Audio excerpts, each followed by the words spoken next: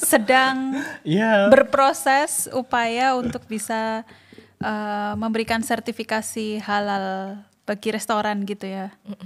Oke. Tapi menarik ya karena dalam proses untuk menuju ke sana itu ternyata partisipannya nggak hanya orang Indonesia yang ada di Belanda, tapi juga dari negara-negara yang memiliki kepentingan yang sama gitu ya. Oh, potensinya besar. Ya terima kasih buat yang bantu ngecek translasinya terutama dalam bahasa Belanda sih Mbak saat itu. Emang ya artinya ya nggak cuma orang Indonesia aja sih benar yang tertarik pada isu ini gitu. Berapa responden dari riset tersebut? Selama 2 bulan tersebut kita mendapatkan 160-an lebih, tapi setelah kita sorting filter, lagi ya kita filter lagi yang emang benar-benar tinggal di Belanda, yang emang sesuai kriteria inklusi kita, itu 155 responden. Oh ya, cukup banyak sih dalam waktu 2 bulan. Dan itu banyak juga yang dari luar PCINU. Jadi bukan hanya risetnya PCINU, kemudian pengisi kuesionernya PCINU juga. Enggak juga kan? Enggak. Banyak dari luar malahan. Iya, banyak dari luar. Terus PCINU sendiri tuh bekerja sama dengan Muslim Association juga ya kayaknya ya. Jadi betul. Kita juga minta disebarin ke anggota dari asosiasi Muslim tersebut yang ada di Belanda. Maka dari itu ya kita mendapatkan responden yang banyak. Dan menarik tadi ada dinamika dari rencana awal kan yang disasar oleh riset ini adalah restorannya atau pihak suppliernya. Tapi ternyata ada pertanyaan tambahan yang berubah ke kebutuhan konsumennya. Nah, perubahan atau dinamika ini gimana kelanjutannya? Jadi sebenarnya untuk masuk ke survei restoran tadi, jadi kita berlatar belakang dari respon konsumen. Karena kita harus melihat respon konsumen terkait tren halal ini seperti apa. Dan ternyata hasil dari kami memang konsumen ini cenderung memperhatikan isu halal dan sertifikasi halal. Sehingga dengan hasil mini riset yang telah kami lakukan ini, kita akan berangkat ke riset selanjutnya. Jadi kami sampaikan tadi ada riset lanjutannya yaitu terkait restoran. Jadi bagaimana terkait hambatan mungkin restoran untuk melakukan sertifikasi di sini dan lain sebagainya. Yang ini nantinya harapannya bisa menjadi output yang lebih utuh seperti itu. Jadi itu. Untuk nambahin sih Mas, ya restoran ini kan ya pasti drivernya adalah bisnis ya, dan source utamanya adalah ya konsumen gitu. Dengan kita membawa riset dari konsumen, ya semoga semakin terbuka juga pemikiran bisnis dari mereka bahwa halal itu ternyata juga banyak peminatnya di sini gitu. Oke. Nah, kalau di luar dari riset ini, selama ini kan Mbak Wendy dan juga Mas Imron sudah tinggal di sini nih. Nah, itu mensiasati supaya bisa tetap menjaga makanan halal itu kayak gimana? Kebetulan ini yang kita tanyain juga Mbak di kuesioner kita. Jadi kalaupun kita nggak ngeliat ada logo halal atau setelah kita telepon gak ada keterangan tentang halal, biasanya tuh ya tadi kita nyari menunya apakah ada vegan atau vegetarian, terus apakah ada yang mengandung babi atau enggak, atau mengandung alkohol atau enggak gitu. Jadi itu salah satu strateginya juga sih karena ya nggak semuanya juga ada sertifikasi halal kan so far gitu. Sama nambahkan Mbak, jadi salah satu konten kita, jadi kita itu punya konten namanya halal series.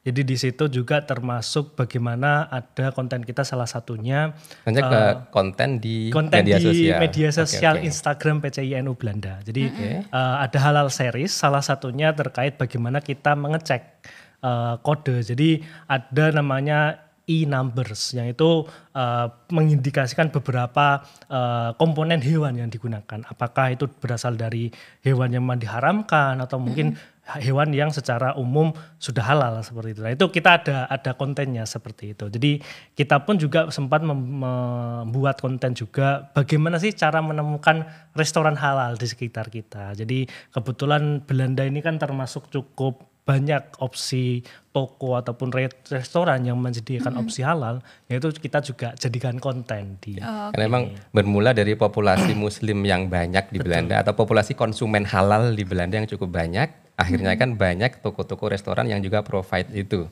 Dan dua aspek inilah yang menjadi dasar PCNU Belanda mengadakan riset ini tadi, kemudian banyak membuat konten tentang produk-produk halal itu ya. Iya. Menarik. Jadi Foxian di mana saja berada yang menyaksikan melalui live TikTok kami. Iya, ataupun mendengarkan apps kita. Iya. Iya, Bisa juga pindah juga ke TikTok ya. Ini karena ada Iya. live-nya. Saya lihat langsung Mas Imron dan Mbak Wendy di sini. Oh, nambahin lagi Mas. Tadi kan tadi emang banyak resto yang menyediakan opsi halal. Dan kita juga dari jawaban responden, banyak juga responden yang bingung karena ternyata beberapa restoran bilang halal tapi ternyata masih menyediakan menu babi misalnya kayak gitu. Atau halal ternyata itu self declaration. Nah, itu jadi peluang kita buat approach ke restorannya nih, kalau bisa halal ini nggak hanya self declaration gitu, tapi juga melalui lembaga resmi sehingga yang disediakan source-nya seperti apa juga lebih terjaga gitu kan. Dari riset tersebut, ketemu nggak yang melakukan self declaration itu seberapa banyak di Belanda ini? Itu nanti pas sama questionnaire buat restoran. Oke. Tapi itu yang kita dapatkan dari jawaban responden. Apa sih yang sebenarnya challenge atau concern apa dari program halal yang ditawarkan oleh restoran? Ternyata yang tadi saya sebutkan. Kalau masuk ke supply chain-nya selama ini tuh yang sudah declare ataupun yang sudah cenderung halal beneran, itu biasanya mengambil supply-nya dari mana? Nah, itu kita belum belum sampai sedalam sana, itu. ya. Oh, Itu tahap kedua Jadi, nanti ya. pola yang kita temukan selama riset ini dan juga berkomunikasi dengan ini HiQC itu ternyata sertifikasi halal memang kebanyakan di bahan mentahnya. Misal kayak ayam yang masih mentah itu memang ada lembaga pemotongan yang sudah tersertifikasi halal. Namun ketika berbicara restoran, maka ini kompleks untuk disertifikasi. Seperti contoh tadi, di restoran ini mengklaim halal atau self declaration-nya halal, tapi secara bersamaan dia juga menjual menu yang non halal, yang non halal, sehingga ini kan ada kemungkinan cross kontaminan bahasanya, sehingga ada kemungkinan menjadi haram juga. Nah, hal-hal ini yang mungkin perlu diperhatikan karena sertifikasi restoran ini cukup kompleks. Jadi selama ini HiQC berkomunikasi dengan kami ya memang kebanyakan klien mereka dari bahan mentah atau industri-industri yang sudah besar seperti itu. Tapi di Belanda memang sudah ada ya penyedia bahan mentahnya. Tier pertama lah sebut saja seperti itu. Banyak. Banyak, tapi kayak kita belum sampai detail sumbernya dari mana.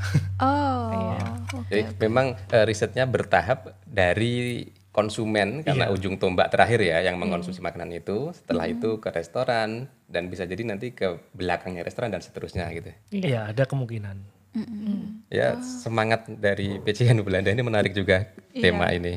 Iya betul, apalagi memang yang berkepentingan juga banyak ya. Iya.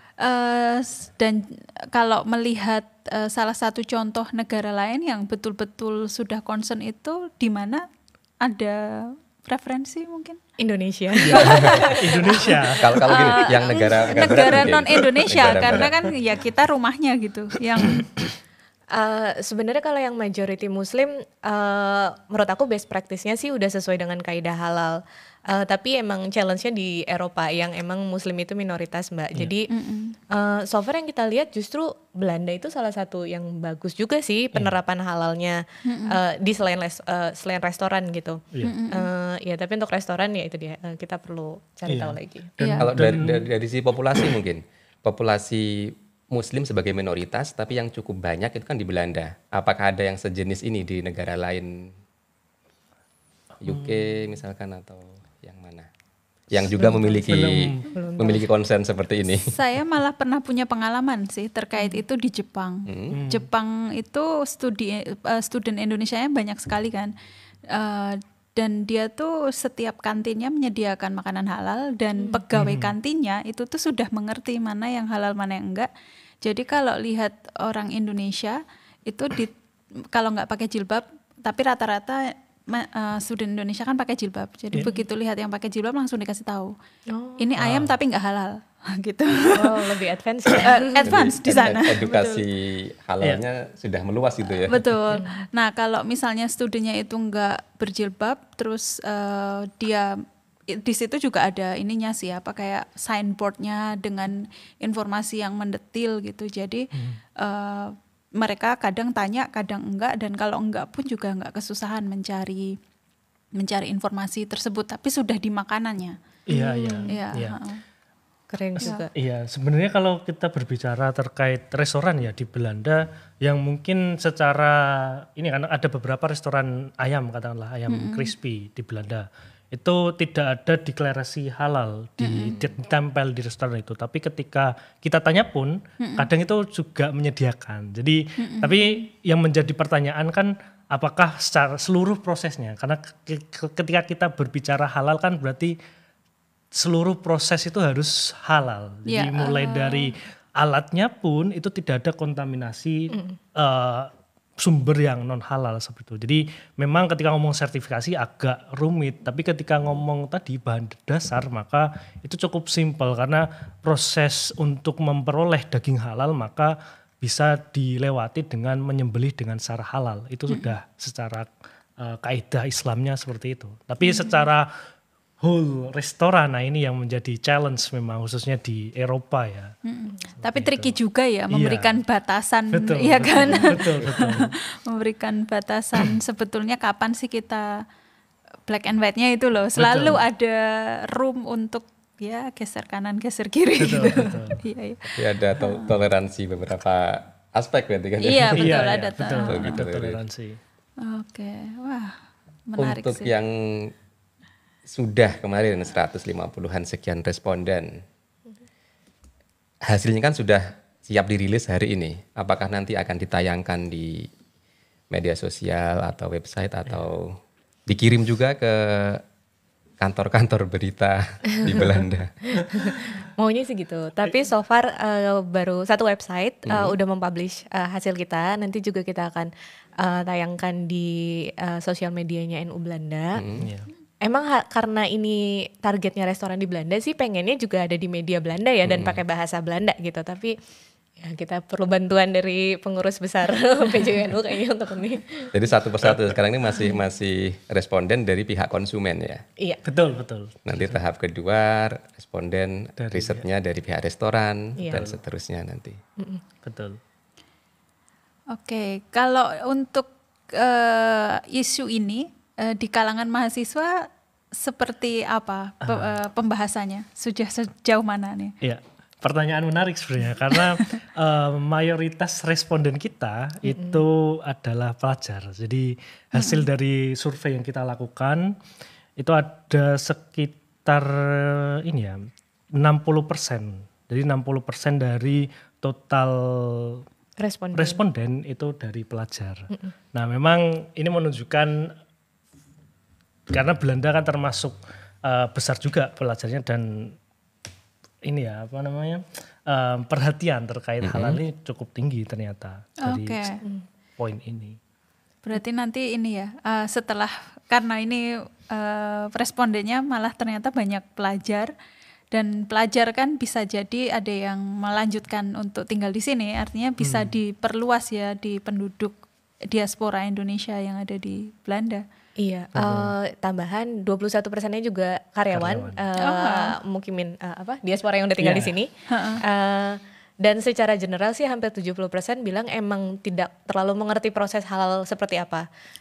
Ya biasanya emang orang mengasosiasikan ya dagingnya dari sisi penyembelihannya aja gitu. Padahal yang tadi kita udah bahas proses pembuatannya. Harus pure ya. Iya, jadi dan sekitar 85%-an itu emang mengharapkan emang ada edukasi halal yang lebih jelas lagi dari pemangku kepentingan. Makanya kita juga merasa kita wajib juga nih buat memberikan edukasi tentang halal ini. Gitu. Menarik tentang permintaan edukasi ini. Jadi yang sudah dilakukan oleh PLH atau NU Belanda ini apa saja selain konten tadi?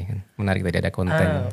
Iya, jadi sebenarnya kita dulu sempat melakukan webinar. Jadi bekerja sama dengan Lembaga Halal UI saat itu kita mengadakan webinar terkait urgensi halal konteks di Eropa. Jadi itu ikhtiar kami. Selain kita juga meramaikan. Jadi media sosial kami sekarang, maksudnya Instagram kami itu sekarang di halal terkait daging. Jadi konten terbaru kami itu apakah ada perbedaan dari sisi nutrisinya, bahkan daging yang disembelih secara halal dan juga yang disembelih secara biasa.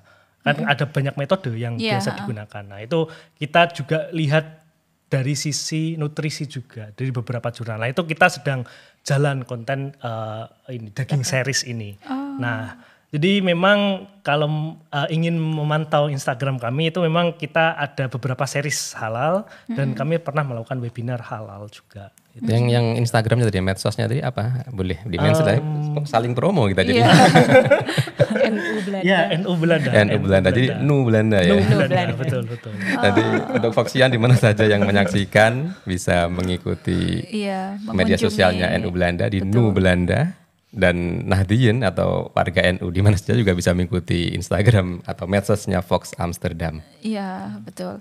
Oke, nah tapi itu hasilnya belum ketahuan ya yang apa ya? Bukan yang nutrisi, perbedaan nutrisi. Oke. Sebenarnya hasilnya sudah. Boleh di-spill? Sedikit karena metode yang digunakan sangat banyak sekali terkait metode penyembelihan non halal. Jadi kalau kita mengacu pada penyembelihan halal maka konteksnya adalah kita menyembelih dan memotong 2 saluran di leher kan. Jadi itu kan konteks Islam. Karena apa? Agar darah mengalir secara lancar dari sana juga sebenarnya. Nah secara konteks nutrisi sebenarnya juga berbeda. Yang disembelih tanpa mengeluarkan darah. Itu ternyata berefek kepada juiciness. Jadi secara tekstur mungkin dari daging tersebut. Nah itu yang berdampak. Darah tersumbat itu lebih juicy atau lebih tidak juicy?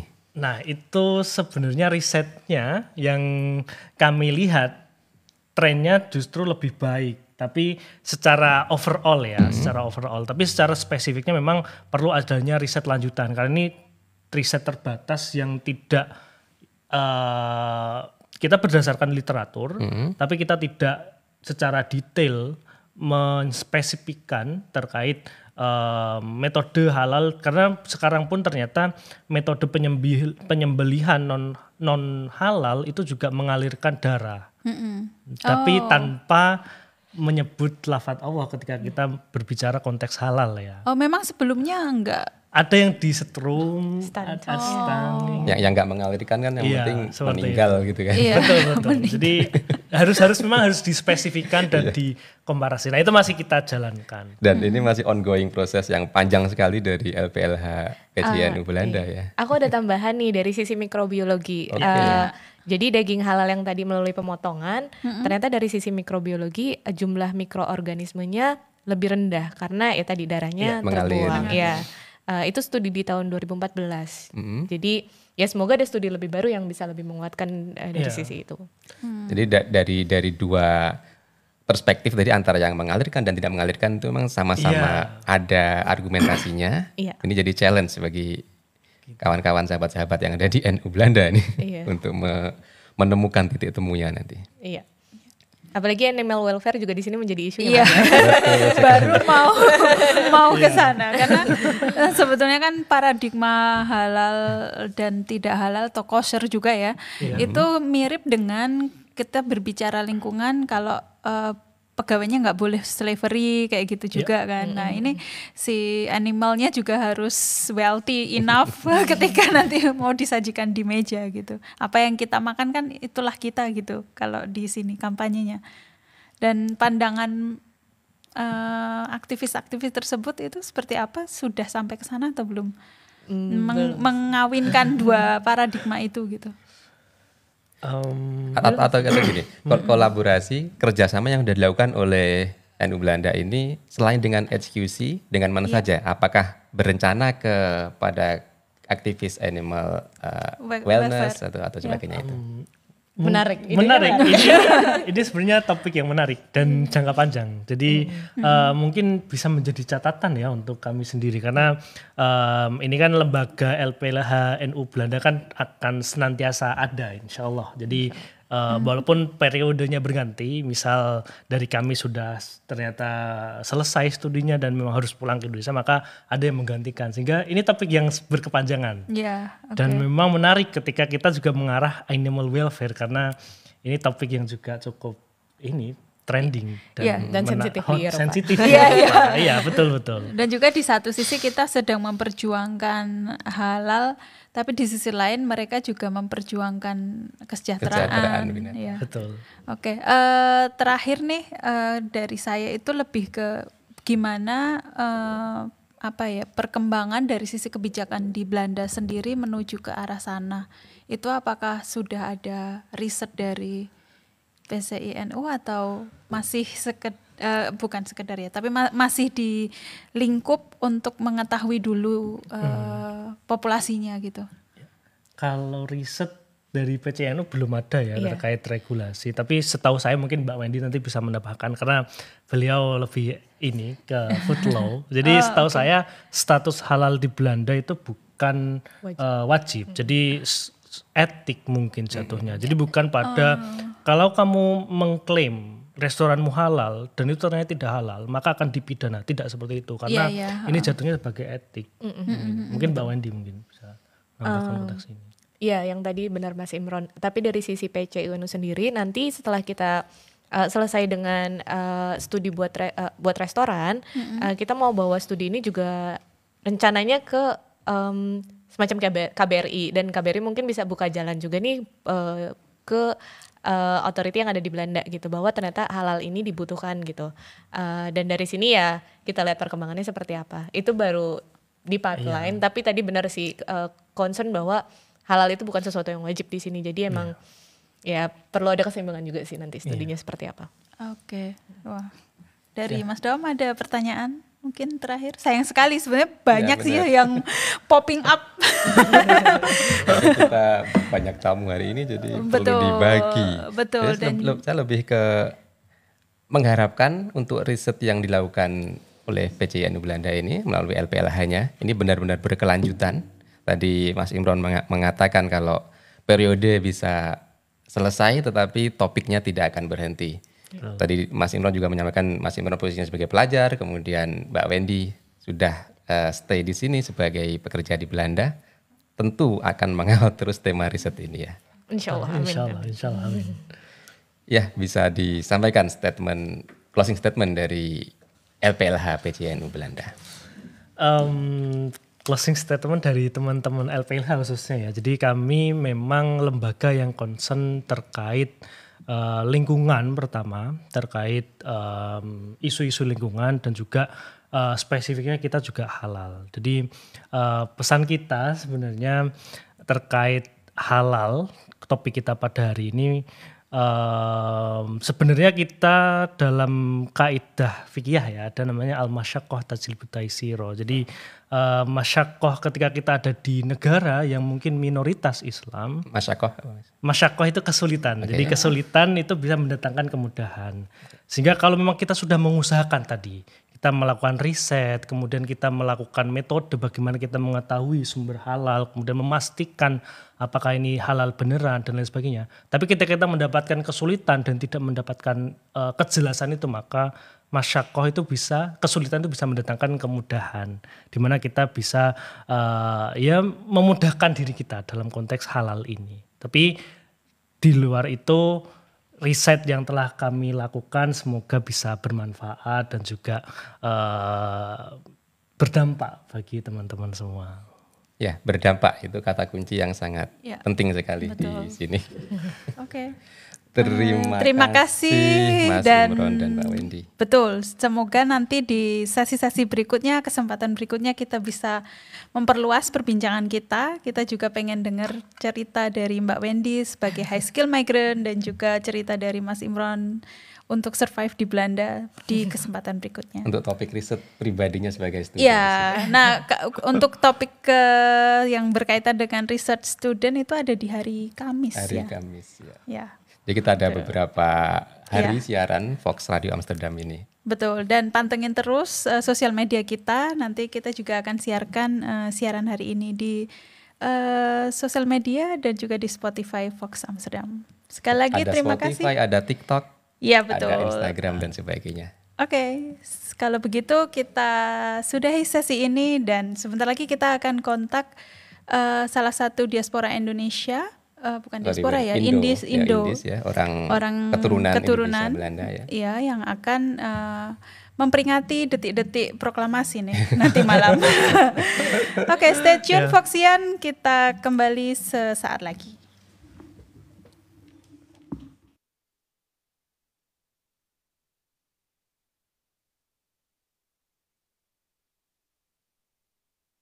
Dahulu terasa indah,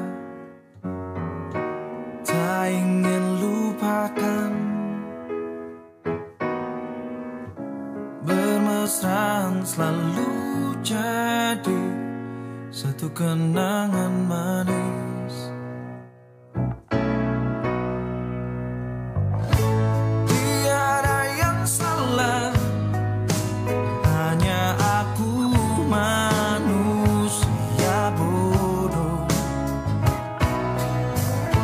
yang biarkan semua ini permainkanku berulang-ulang kali, mencoba bertahan sekuat hati, layaknya karang yang dihempaskan ombak, jalani hidup dalam buai belaka, serahkan cinta tulus di dalam takdir. Tak ayal tingkah lakumu, buatku putus asa. Kadang akal sehat ini cukup membendungnya.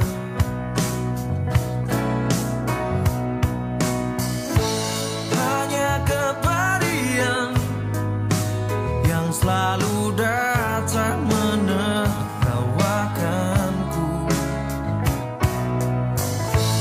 Belahan jiwa tega menari indah di atas tangisanku, mencoba bertahan sekuat hati, layaknya karang yang dihempaskan ombak, jalani hidup dalam buai belaka, serahkan cinta tulus.